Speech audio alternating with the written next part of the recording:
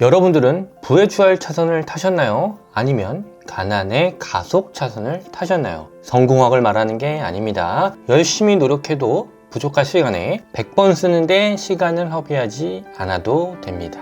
MJ형이 말하는 9가지 방법을 이해한다면 각본 없이 인생을 잘 살 수 있습니다. 여기서 말하는 각본이 없다는 것은 이 책의 제목인 Unscripted입니다. 부회추월 차선 저자로 유명한 MJ 드마코 완결판 버전이라고 보시면 됩니다. 직장을 다니며 남들보다 조금 더 나은 부를 쌓기를 원하시나요? 아직 학생이라 뭘 해야 될지 모르신다고요? Unscripted에 나오는 해결책 바로 시작하겠습니다. 첫 번째, 잘못된 신념, 망상이 잘못된 행동으로 이어지면 큰일 난다는 겁니다. 엄청난 후폭풍이 오게 된다는 뜻이죠. 심양미약한 상태에서 특히나 문제가 됩니다. 잘못된 전제는 잘못된 결과를 낳는다. 여러분들, 기도만 하면 이루어지나요? 내가 만약 갖고 싶은 건물이 있다고 예를 들어 봅시다. 그 건물을 100바퀴 돌며 기도만 하면 이 건물이 내 것이 되나요? 아무런 노력 없이 100번만 글을 쓰고 자고 일어나면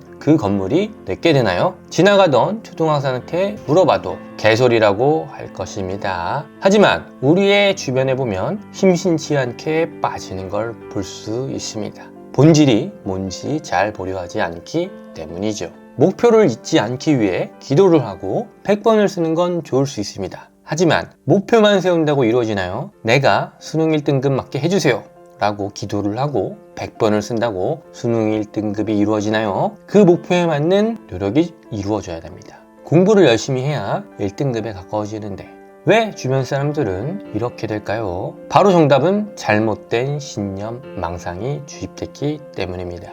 두 번째, 결과를 만들어내는 건 매일 반복된 꾸준한 노력뿐이다. 살을 빼고 싶다고 교회나 절에 가서 기도만 하면 이루어질까요? 나는 살을 100일 후에 20kg 감량한 나를 보았다 라고 100일 동안 100번 쓰면 살이 빠져 있을까요? 손에 살은 조금 빠질지 모르겠네요. 100번 쓰다가 지쳐서 잠드느냐고 아무것도 못할 가능성이 높습니다. 살을 빼고 싶으면 매일 반복된 꾸준한 노력이 정답입니다. 목표를 잊지 않기 위해서는 차라리 한 번만 쓰고 그걸 자주 쳐다보세요.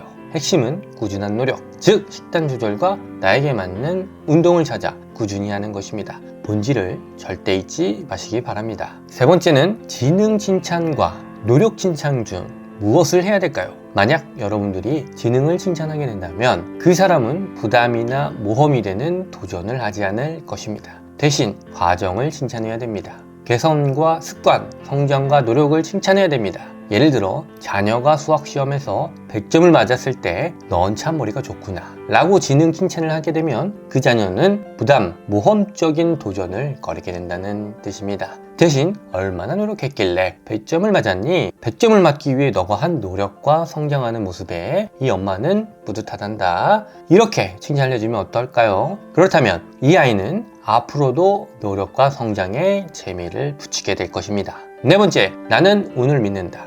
운이 아니라면 꼴 보기 싫은 사람의 성공을 열망할 길이 없기 때문입니다.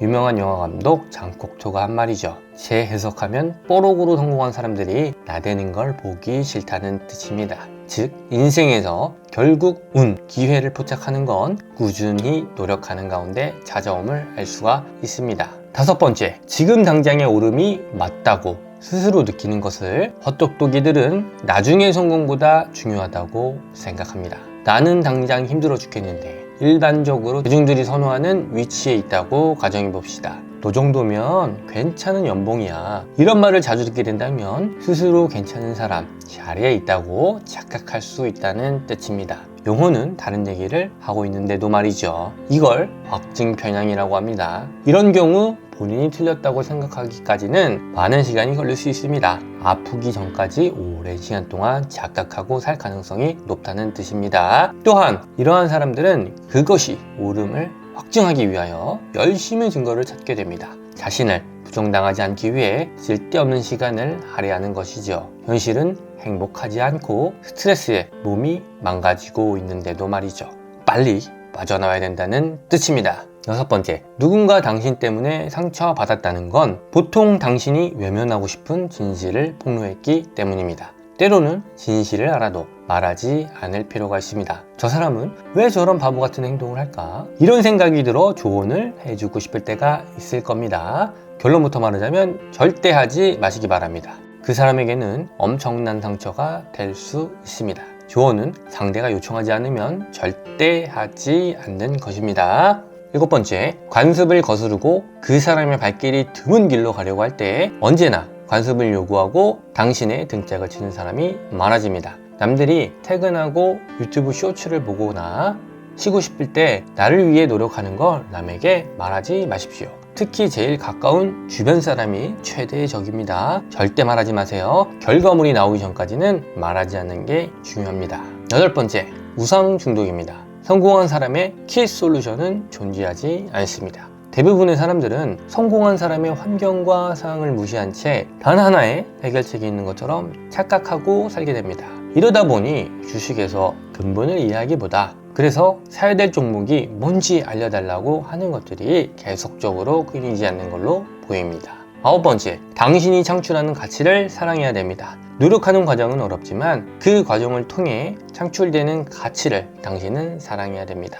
또한 이 창출된 가치가 나뿐만이 아닌 다른 사람에게 도움이 되는 가치라면 더욱 좋을 것입니다. 각본이 없는 언스크립티드한 삶을 알려주는 9가지 방법에 대해 알아봤습니다. 이 책은 부와 행복의 진심을 알게 해주는 책입니다. 눈앞에 쉬운 한 가지 솔루션에 속지 않고 과정에서 행복을 깨닫고 싶은 구독자님께 이 책을 추천드리겠습니다. 도움이 되셨다면 구독, 좋아요 부탁드리며 다음에 더 좋은 북클릭으로 찾아오겠습니다.